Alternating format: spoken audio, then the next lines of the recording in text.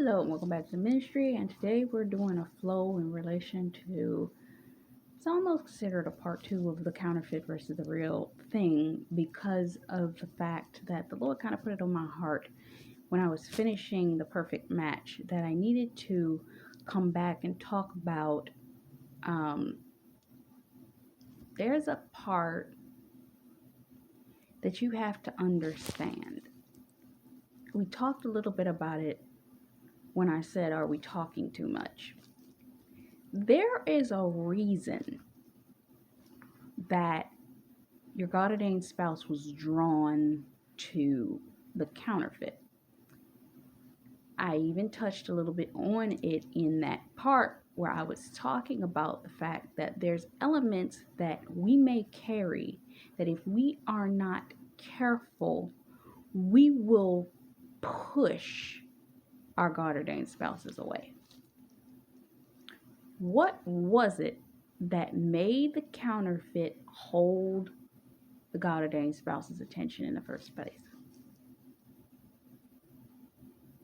Can anybody tell me what made it hold the attention?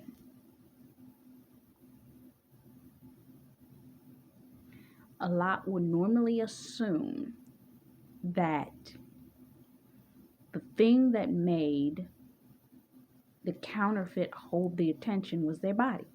The sex was the thing. I heard this from a man of God. He said this. He literally said, a man is not interested in sex. It ain't got nothing to do with the sex part. Is sex necessary? Absolutely. But the thing that holds a man's attention is the conversation. What? The conversation. Now, one might say, but didn't we just talk about the fact that you talk too much? What I meant by talk too much is this. Some of us have a tendency, we get caught up in our relationships where we feel like we finally got the man, we're connected to the man, we're all of this. We get lax. And because we've become lax, we almost turn our husbands into our girlfriends.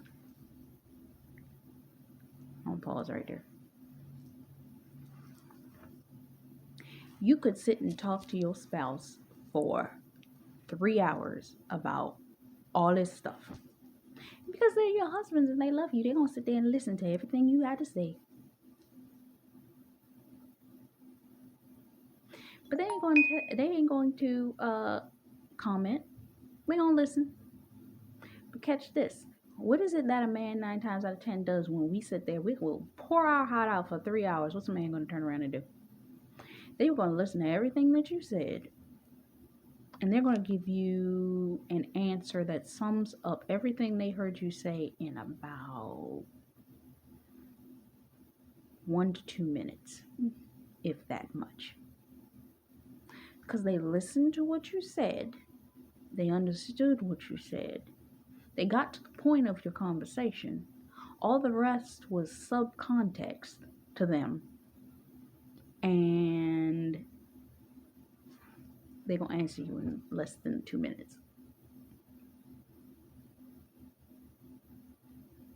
And a lot of us have the tendency, how is it that I can sit here and talk for the next 2 hours to this man and all he says is a 1-minute answer? Because men don't think conversation like that. I've had conversations with my father. He will sit and listen to the conversation. He'll sit and listen to his friends. He got female friends that will sit and talk to him for 20 minutes, 30 minutes. He ain't saying nothing. He will say what he has to say and he'll get off the phone.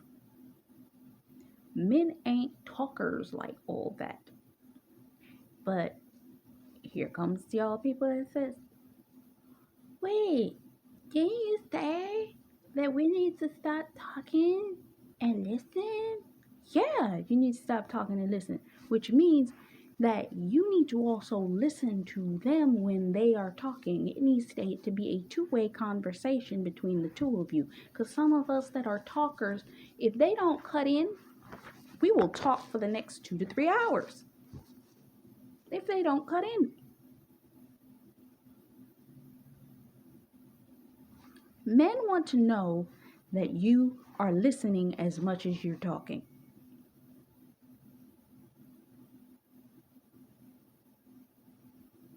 This is why I say you need to stop talking, because they need to know that you will listen.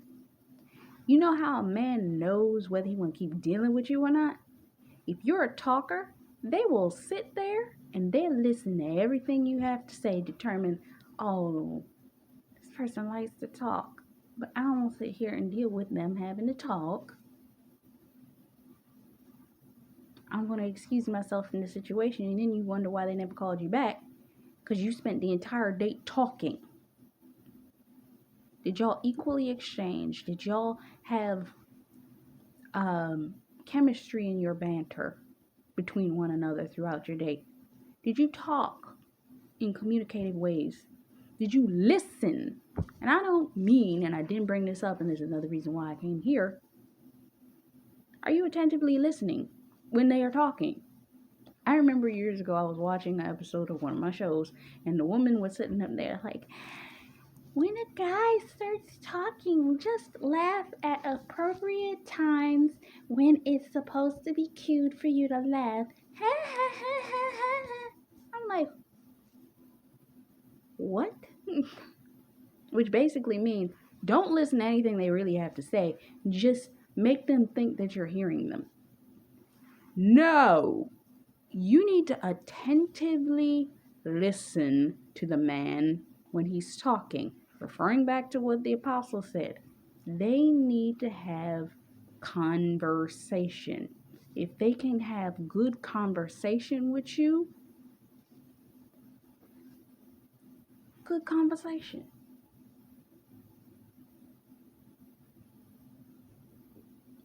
Why does the counterfeit draw their attention? Because they can have good conversation with the person, where we get accustomed to them that we are blah blah blah blah blah blah blah blah blah blah blah. They want intellectual conversation. Oh, we wanted the intellectual conversation when we married them, but over time we have the kids, we have the house, we have the career, and it's that element. I want intellectual conversation. A wife even goes through those phases where she's like, I want to talk too. I want to have something to talk about. If all we are doing is dumping ourselves upon that man and not letting them talk, not engaging their minds, what was it that attracted them to you in the first place? Are you listening to them? Are you hearing what they're going through in that time frame? I remember listening to Heather Lindsay years ago, and she was talking about when she was pregnant with their son, their first child. She was talking about how she was in the middle of her pregnancy and she was frustrated. And because of the fact that she was frustrated, her husband came home. He didn't say nothing to her. She's immediately turned off by this. She angry. She don't want to fix him dinner. She mad. She all this kind of stuff. She ain't even think for one moment that he's not talking for a reason. She didn't think for one moment to ask him why he wasn't talking. Because sometimes we get so absorbed in ourselves and our emotions and our what have you that we forget that they are part of this relationship too. Part of the being in a relationship is that you are respectfully talking to on either side of the relationship.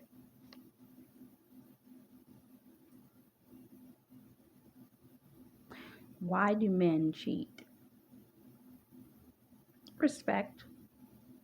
Do you realize that if you're not allowing that man to talk, you're actually in some form or fashion disrespecting him? Because you're not allowing him the ability to be part of the conversation.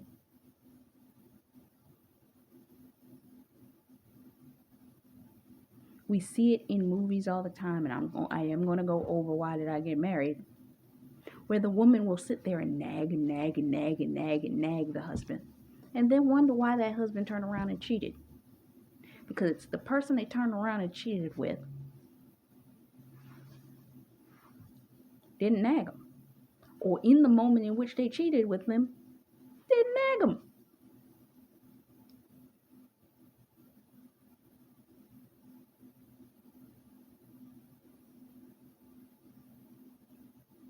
I heard a pastor say this, and some people would sit there and listen to that and be like, oh my God, that is so inappropriate. Oh my God. He called one of his sermons online, Have the Heart of the Side Chick. What? What? Why did the man cheat with the side chick in the first place? Everybody gets caught up on the sex. No. The side chick gave them the level of attention that they wanted. They served them the way that they desired. The side chick handled the sexual business, of course. And they listened. Why is it that the character in The Perfect Match was so enamoring for the main character? Because she came into his house, she kept her mouth shut, she listened when he had a problem, she fixed his drink, she sat there and listened, and she gave him a solution to his problem. But when we get married, we get concerned with the house, we get concerned with the kids, we get concerned with everything else that we need to do. And if we have a career outside of that, we're complaining about the things going on in our career, and we forgot. I'm supposed to serve my husband too. I'm supposed to make time for my husband too. I'm supposed to talk to my husband too. I'm supposed to listen to my husband when he's talking. I'm supposed to be as attentive as I was when I was trying to get him in order to keep him. A lot of us get caught up in the fact, oh, I've been with him for X, Y, Z years. He ain't going nowhere. And do not get caught up in the he ain't going nowhere factor, because he will leave you and still be in a relationship. Oh, he ain't going nowhere. But his heart left a long time ago.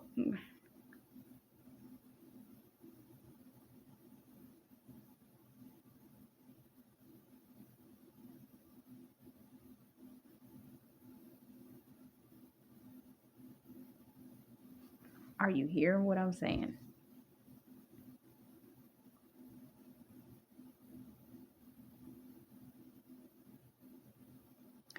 A lot of us are in a phase right now, and I'm going to put this in here, that we're waiting for our God ordained spouses to show up, and we're frustrated. Why? Because spiritually, the Lord has given us a lot of stuff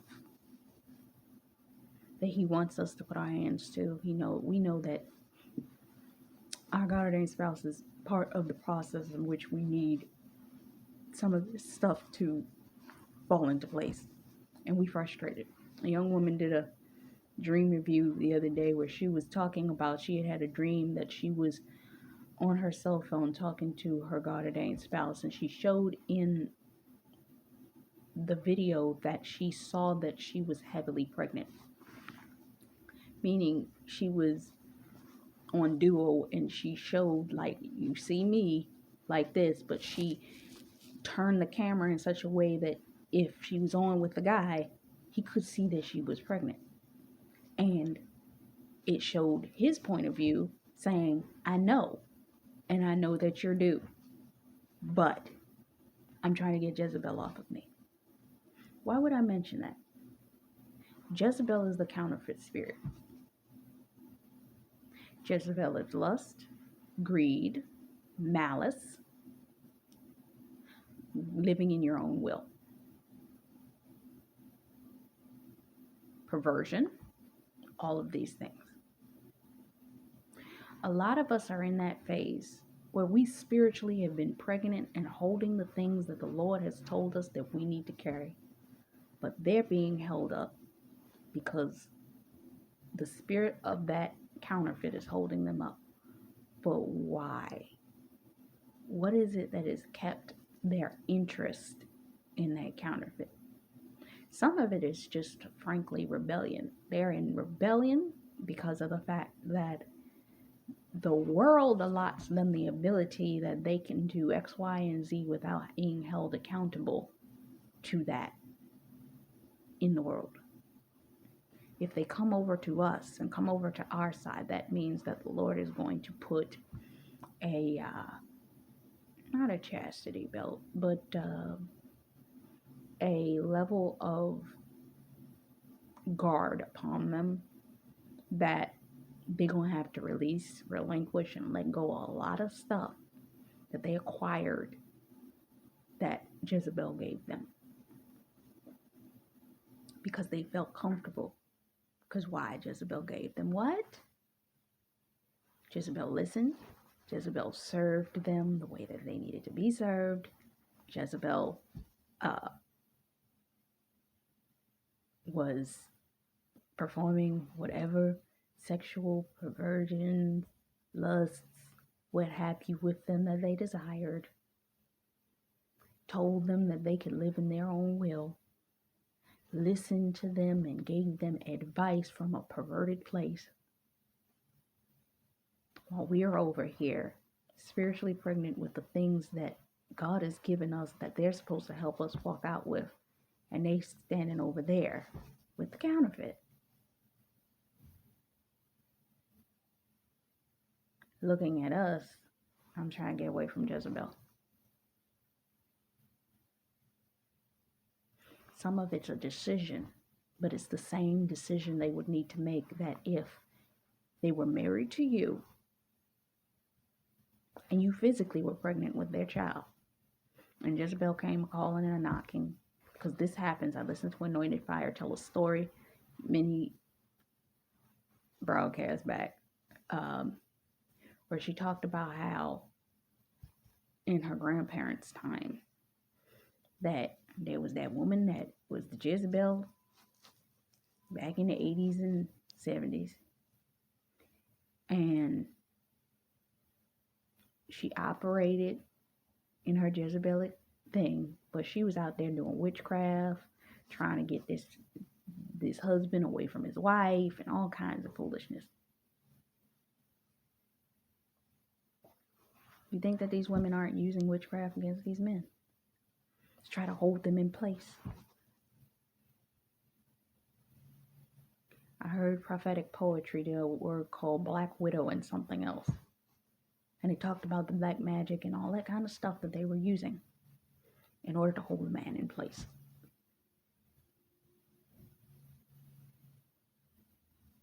Because they were giving the man what they wanted. A lot of us have been held up because this Jezebelic spirit was operating in witchcraft, operating in a splitting spell, trying to hold your God-ordained spouse hostage by, let's just say it, his body parts.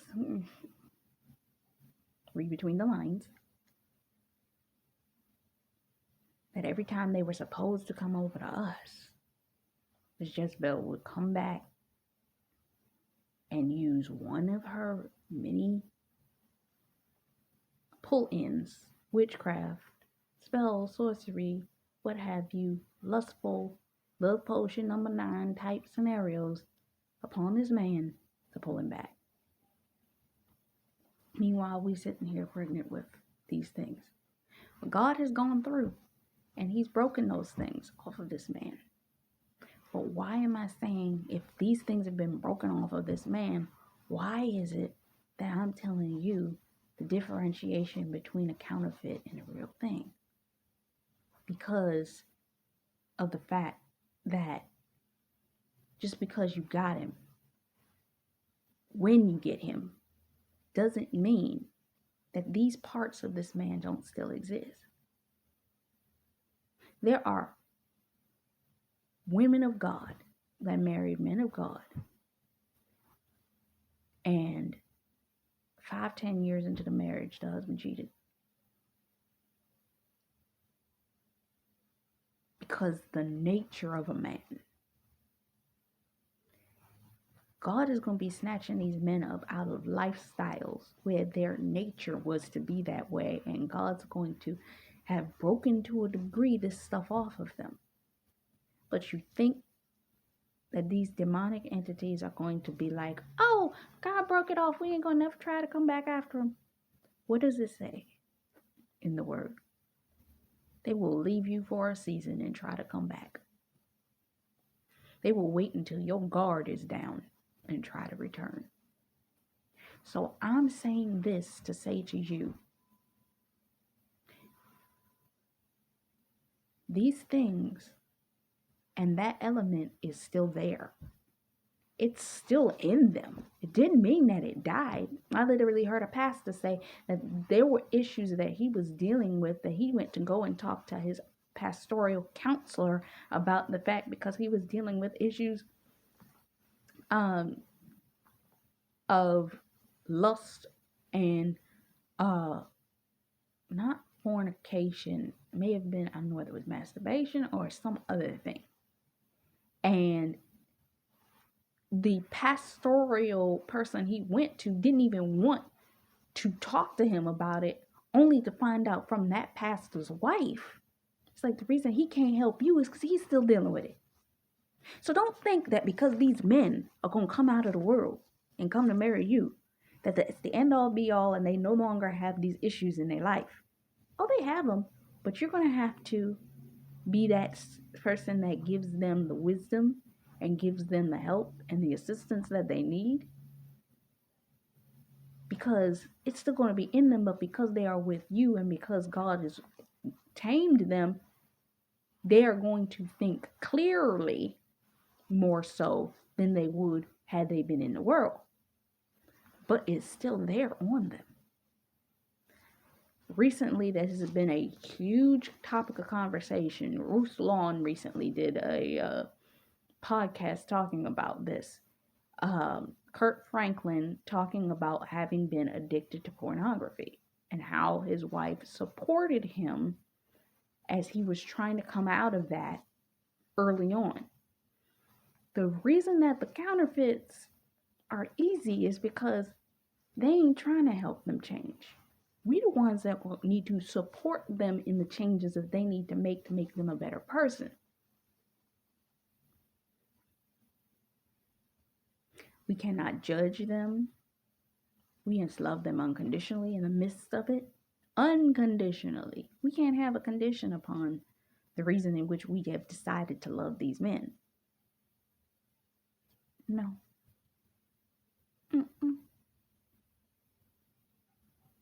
Some of the reason that y'all have been sitting here pregnant with purpose and still holding your babies is because of the fact that God had to work out in you the pride, the selfishness that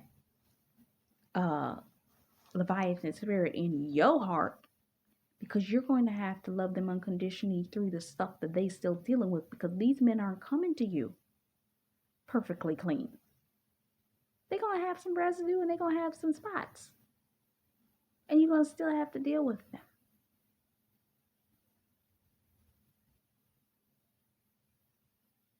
What are you going to do if they slip up? They used to do weed before they met you, and they come in the house one day and you smell it all over them. You're going to get mad at them. You're going to cuss them out. You're going to fuss at them. You're going to let them deal with it.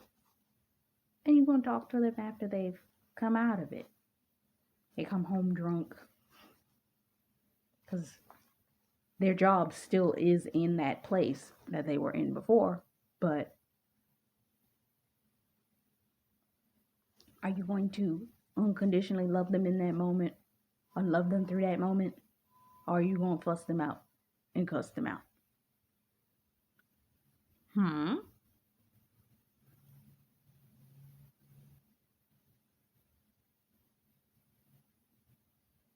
Pray through it, walk through it. Hmm?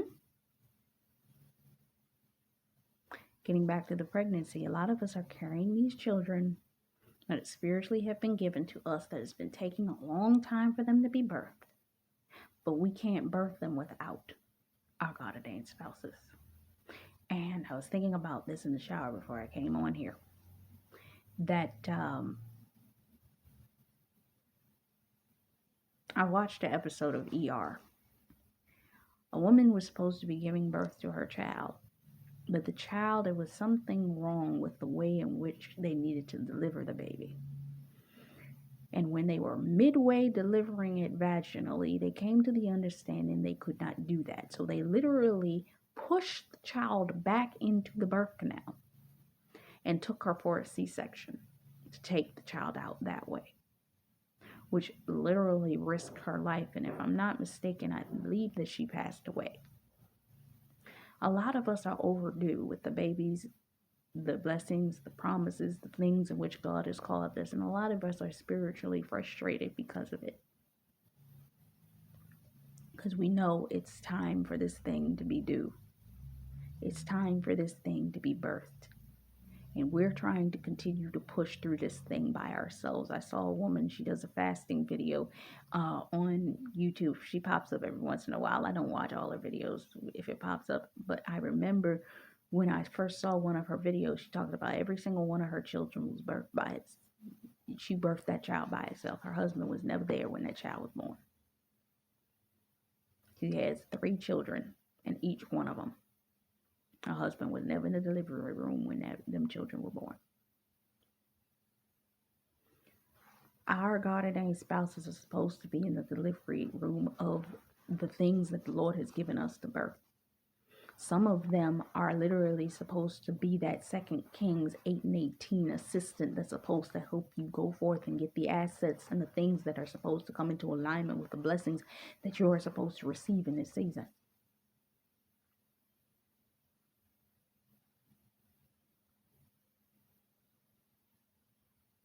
Some of them are really supposed to.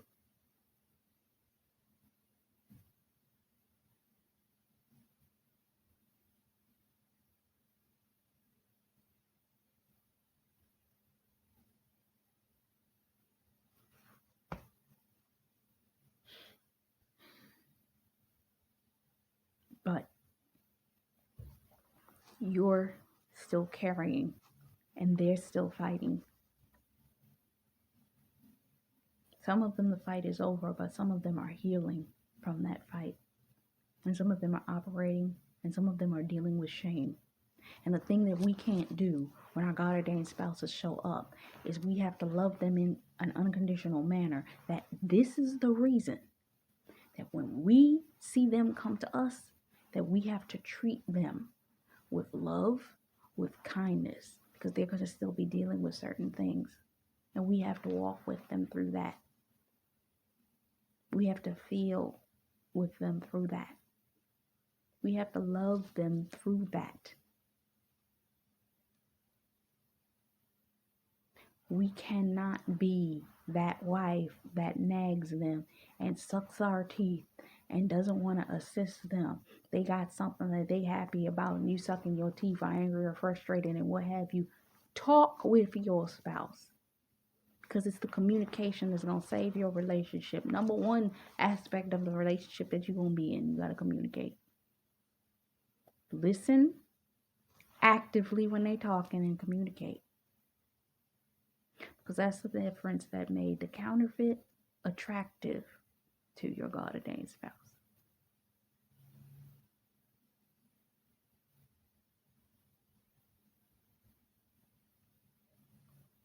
And some of y'all gonna forget. You are. Because life happens. time happens and you're going to get married, you're going to be attentive, you're going to be serving, you're going to be all of this in the beginning, but then children are going to be added and you're going to be exhausted. And you're going to be tired. And this whole serving and being attentive to the husband is like, I don't have time to do that. I got kids now. I was willing to do everything they wanted me to do, but then I had the kids. And it's like, no, you still got to be attentive even yet and still. You're going to have to figure out how to make time for one another after the kids come into the picture. Because remember, there's a reason that Jezebel got the attention of the spouses before. They were attentive. They ain't got nothing to do with the kids. They did what they wanted them to do and they listened. That's called you got to make time to do all of these things. And that's when they will remain attracted to you. Ever notice that most relationships come into reconciliation when the wife begins to do what she was doing when she met the husband?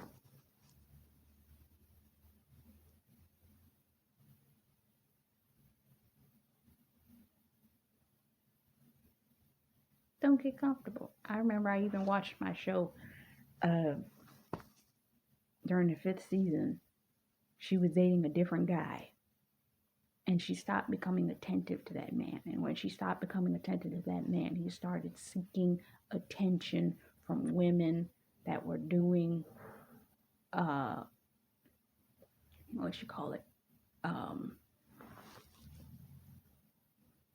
in brothels. One, because he was insecure because he knew that she didn't love him anyway because he wasn't her God-ordained spouse. 2, he was trying to compare himself to that man. 3, he went to find somebody that was going to be attentive to him in a way that he needed to find what that missing piece was and what made the other guy more important than him.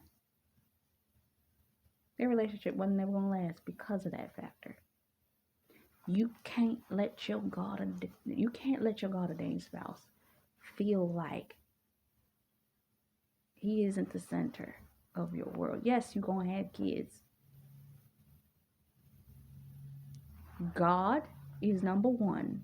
They are number 2. Kids, 3. And then your position. Don't forget. Because that's what's going to draw problems. And the enemy is going to take the moments and opportunities when life happens to try to draw wedges in those places and then draw his attention away from you. Remember, focus, because you don't want to allow the counterfeit to have that ability and say so over